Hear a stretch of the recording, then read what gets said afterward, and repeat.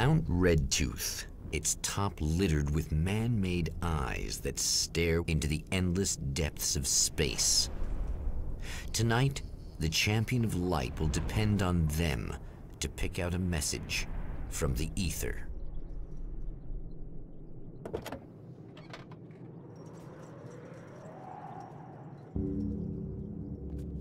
As history repeats itself, the man remembers the patterns. He knows that he needs the missing part for the telescope. I better find Dr. Meadows' car. That's where the camera should be.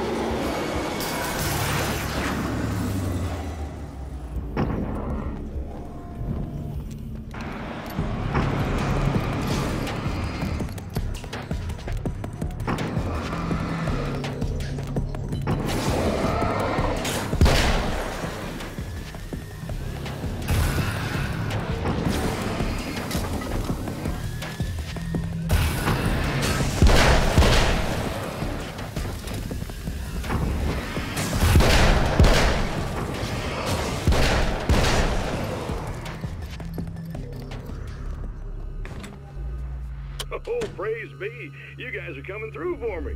A pretty little light just started blinking on my board here, and that means there's a caller out there.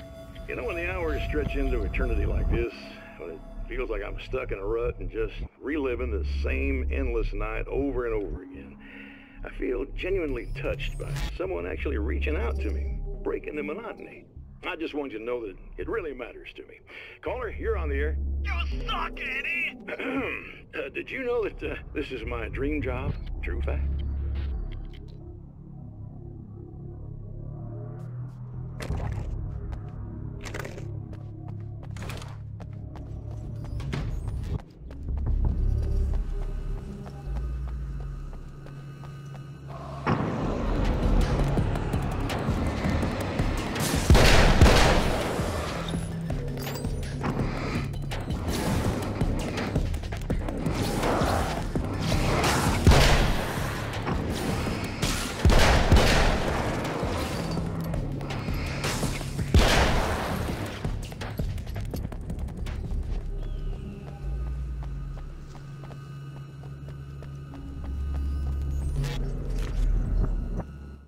There are places where our world is worn thin, and another reality brushes against ours. One such site is Cauldron Lake near Bright Falls, Washington. But there are others. That other reality is dark, vast, and malleable, always in flux. In its depths dwell vast forces and alien energies. They're dangerous. But in one of these places, if you know how, you can channel the power of that place and use it to shape reality.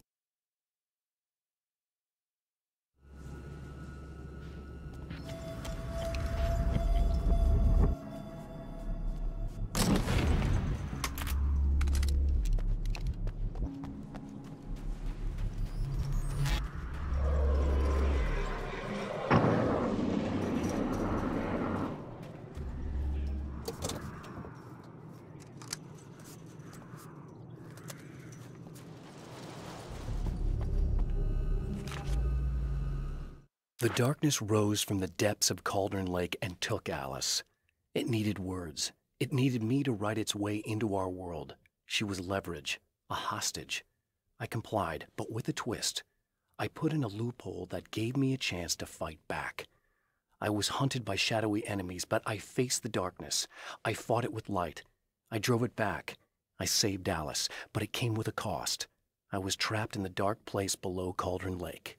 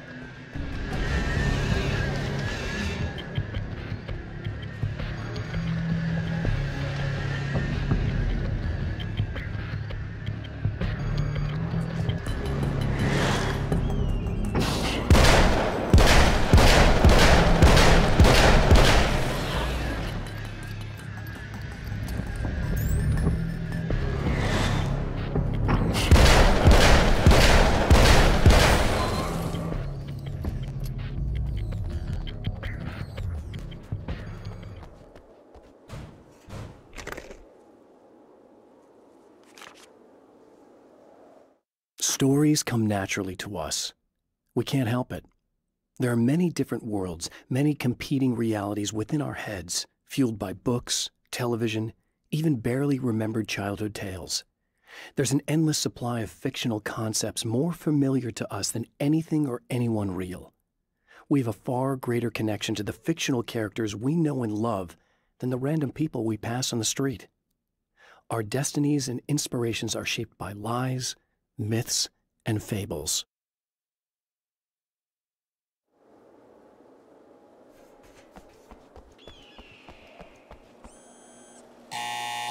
It's you! How dare you! No, wait. It isn't you, is it? I suppose you'd better come in. I'll unlock the door. Thanks.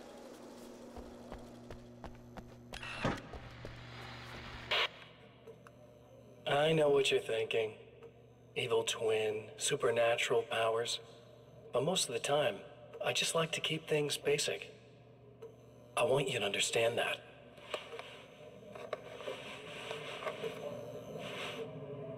Like this. Need to get your hands dirty? No batteries, no moving parts, just physics. That's technology you can depend on. It's a classic. Speaking of classics, you need to be careful with this one, though. If the victim suddenly twists, you might end up cutting yourself. It's not really a workhorse, but I'm a sucker for this style. Now this is more like it. You've got slip-resistant grip. Believe me, you really want that traction once you're wrist deep in somebody. The blade's stiff enough so it won't open by accident in your pocket, but it's still really easy to open with just one hand. Now that's a big thing for me. I know what you're thinking. It's too big, too heavy. But sometimes you just need the extra oomph. If you're talking intimidation, this is gonna do the job. Also great for dismemberings and whatnot. You know, the messy jobs. I can't tell you how many things I've MacGyvered with this stuff.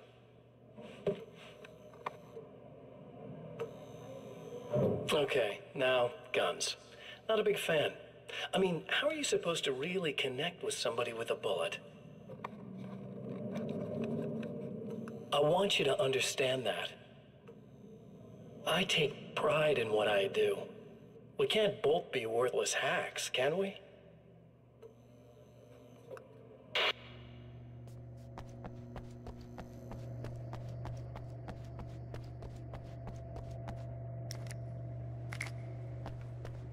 You'll have to forgive me, but this feels very strange. It seems like this has all happened before. I have the replacement part for your telescope, Doctor. All right. Let's get it installed.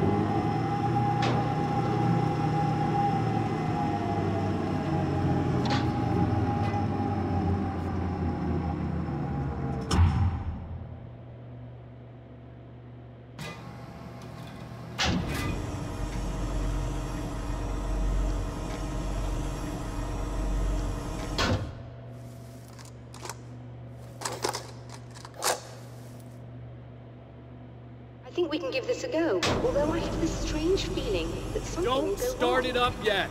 There's a problem with the coolant system. Yes, that's right. I remember. All right, let me think. If they're sabotaging it, they'll be at the primary coolant pipe outside. If you can secure it, we should be ready to pick up the signal. That is why you're here, isn't it? Yes, it is. I'll take care of it. Before you go, if you have the time, I'd appreciate if you came up here and explained a few things. All of this is very strange to me.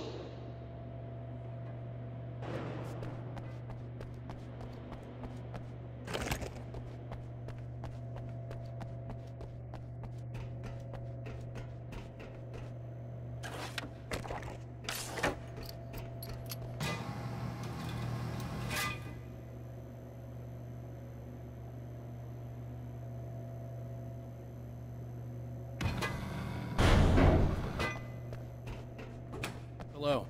I don't quite know what's going on, but I seem to remember having had this encounter before. It's not deja vu, Doctor. This has happened before. We're caught in a time loop.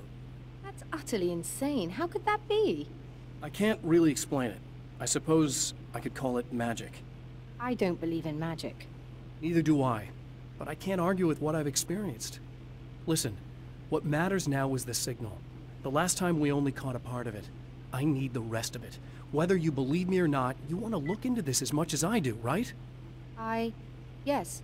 All right. I realize that you have trouble believing this. That's an understatement. I can't deny that what you say resonates with me on some level I don't pretend to understand. But for all I know, I'm simply delusional. But it's not just you. I've experienced the same thing as you. Doesn't that prove something, at least? Maybe. On the other hand, given your appearance, and the fact that you're trying to convince me that I'm not insane, perhaps you're merely a hallucination that accompanies my delusions. You're not having a psychotic episode, Doctor. For what it's worth, I'm a skeptic by nature. I completely understand your reluctance to believe me. There are people caught so deep in their psychosis that they retroactively manufacture memories and beliefs that conform to the situation at hand. Sure, but you have to stop second-guessing yourself at some point, if you want to get something done.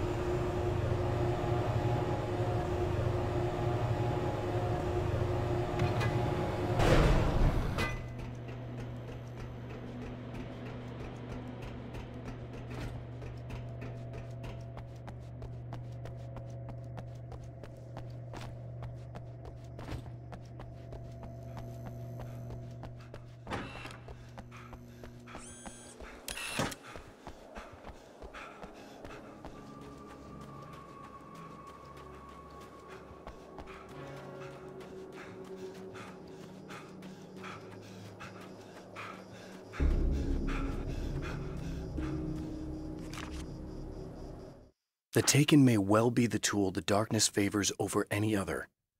At some point, they used to be human, but whatever humanity they once had is long gone. Now they're just shells covered and filled by darkness. The Taken Mr. throws at me are more grotesque and varied than the ones I first encountered in Bright Falls. But I know how to deal with them. I'd be lying if I said they don't frighten me. But I've survived worse. I can't let them stop me.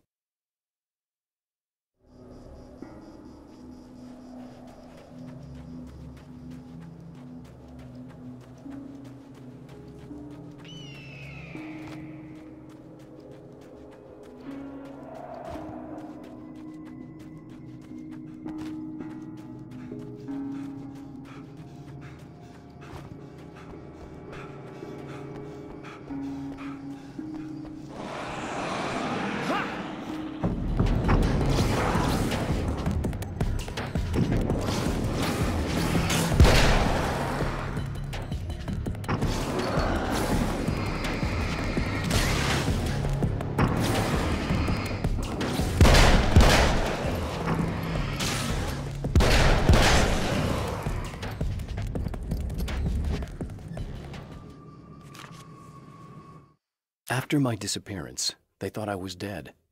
I might as well have been. I know it's been 2 years. I know Alice has moved on. I've tried to find a way back to her, back to my life, but escaping the dark place is almost impossible. Time does strange things here, but dreams and radio signals can pierce the veil between the worlds. I catch glimpses and echoes of the world. Sometimes I send messages out. I can only pray that they hear them.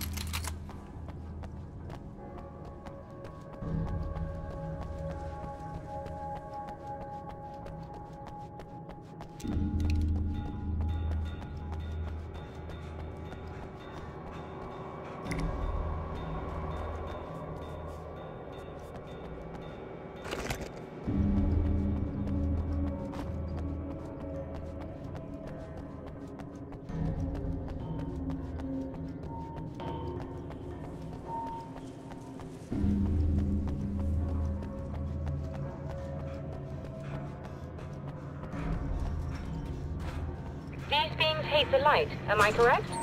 You should be able to turn on the lights and secure the area that way. I think we're good to go. All right. I'll start looking for the signal.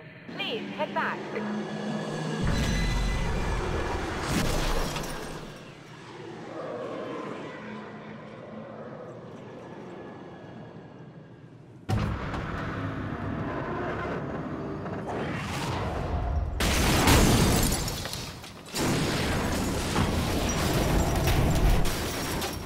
I guess they didn't like that.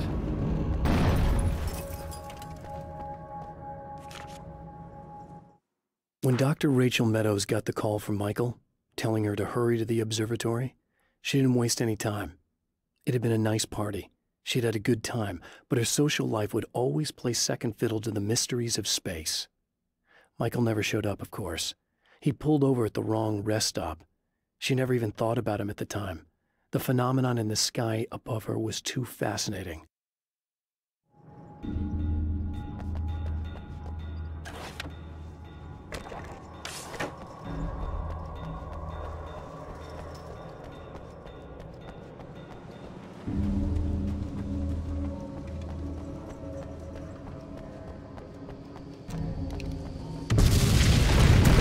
Damn mountain's trying to kill me.